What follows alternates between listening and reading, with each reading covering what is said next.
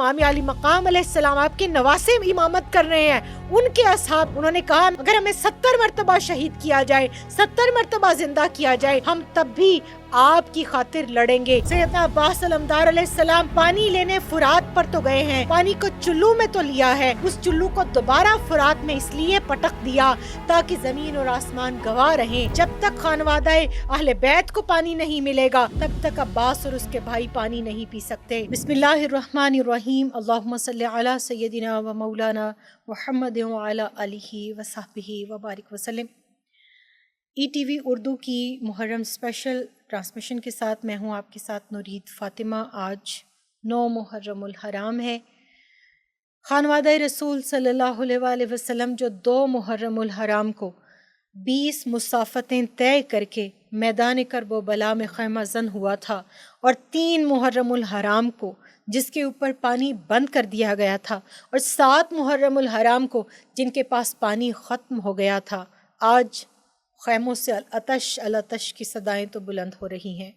मगर कहीं शिकवा नहीं है, कहीं शिकायत नहीं है, कहीं एक दूसरे के साथ जज़ा फ़ज़ा का कोई जुमला नहीं है। हर शख्स, चाहे वो बच्चा है, चाहे खातून है, चाहे मर्द है, चाहे बूढ़ा है, चाहे जवान है, सब्र, अज़्म, हिम्मत और हौसले का मीनार बना हुआ है। इसी दौरान में यजीदी फ़ौज की तरफ से जब लश्कर कशी का इरादा और ऐलान जंग किया जाता है, तो ऐसे में इमाम अली मकाम अलैहिस्सलाम उनसे 1 रात की मोहलत तलब करते हैं। किस लिए?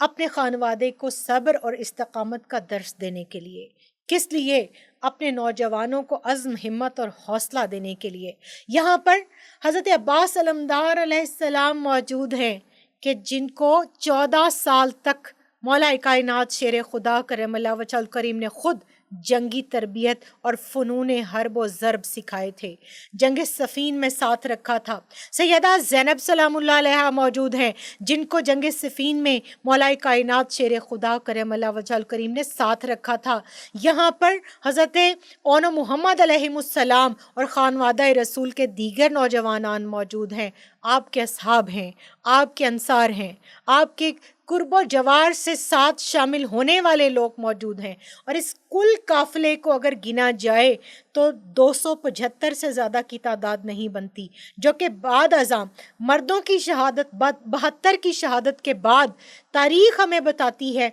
कि टोटल जिन्होंने 275 गिना, फिर वो ये बताएं कि बाकी मर्द कहाँ थे, क्योंकि एक ही मर्द बचा था जिसका नाम सैयदना इमाम ज़ैनुल आबिदीन अलैहिस्सलाम है। गोया मेरी रिसर्च के मुताबिक ये 150 से ज़्यादा नहीं बनते, जिसमें औरतें भी हैं और बच्चे भी हैं। उधर 30,000 की फ़ौज है जो असलहा आहन से लैस है, जो ज़रा पोश है, जिनके पास तीर हैं, तलवारें हैं, नेज़े हैं, बर्छियाँ हैं, भाले हैं, ऊँट हैं, घोड़े हैं, और इधर सब्र है, इस्तकामत है, जुर्रत है, हक परस्ती है, बातिल के सामने डट जाने का हौसला है। और इमाम अली मकाम अलैहिस्सलाम ने खैमों के इर्द गिर्द डी शेप में ख़वातीन की हिफाजत के लिए एक खंदक खोद रखी है, उस खंदक में आग जला रखी है ताकि कोई लईन बदबख्त यजीदी जब हम मैदान में लड़ रहे हों तो पीछे से खैमों पर और हमारी मुखद्दरात इस्मत पर हमला न कर दे।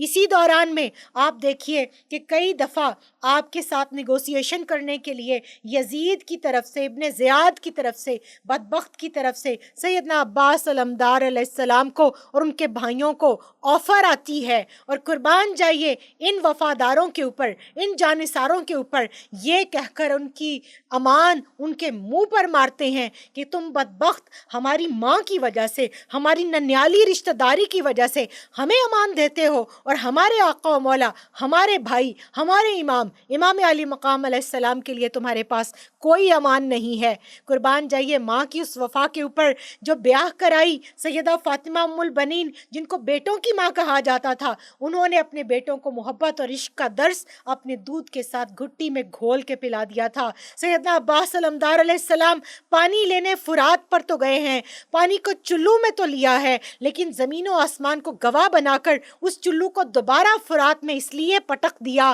ताकि ज़मीन और आसमान गवाह रहें कि माँ ने जो वफ़ा का दर्स सिखाया था ہم وہ وفادار ہیں کہ پانی ہاتھ میں تو ہے، مگر جب تک خانوادہ اہل بیت کو پانی نہیں ملے گا، ننھی سکینہ کو پانی نہیں ملے گا، علی اصغر علیہ السلام کو پانی نہیں ملے گا، تب تک عباس اور اس کے بھائی پانی نہیں پی سکتے۔ اور قربان جائیے آپ کے گھوڑے نے بھی اپنے سم کے ساتھ پانی کو یوں چھینٹا مارا، یوں اس کو، جس کو ہم کہتے ہیں ٹھڈا مارا، اور اس کو یوں آپ نے دھتکار دیا کہ میرا امام نہیں پیتا تو میں بھی تو انہی کا جانور ہوں۔ ان جانوروں کے سموں کو سلام، ان کی عظمت کو سلام۔ اور آج کی رات آپ نے مہلت کس لیے لی؟ آپ نے اپنے خانوادے سے پہلے چراغ گل کیا،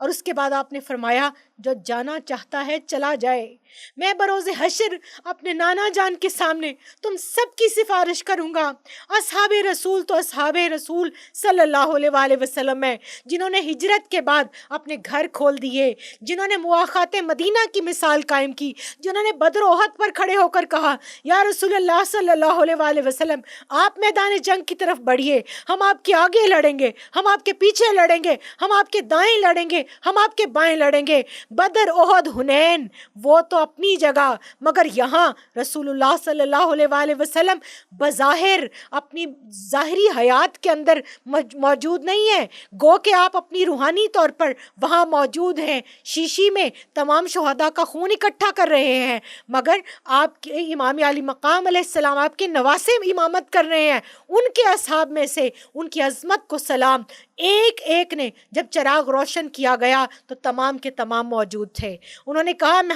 ہم کیسے جا سکتے ہیں اے امام؟ اگر ہمیں 70 مرتبہ شہید کیا جائے، 70 مرتبہ زندہ کیا جائے، ہم تب بھی آپ کی خاطر لڑیں گے، اسلام کی خاطر لڑیں گے، قرآن کی خاطر لڑیں گے، ہم پیچھا دکھانے والوں میں سے نہیں ہیں۔ اور پھر اس رات میں مناجات کی گئی، دعائیں کی گئیں، نصیحتیں کی گئیں۔ امام علی مقام علیہ السلام اصحاب کے پاس گئے، انصار کے پاس گئے، نوجوانوں کے پاس گئے، خواتین کے پاس گئے، اور میں خواتین کو مخاطب کر کے آج کی رات وہ بیعت یاد کرانا چاہتی ہوں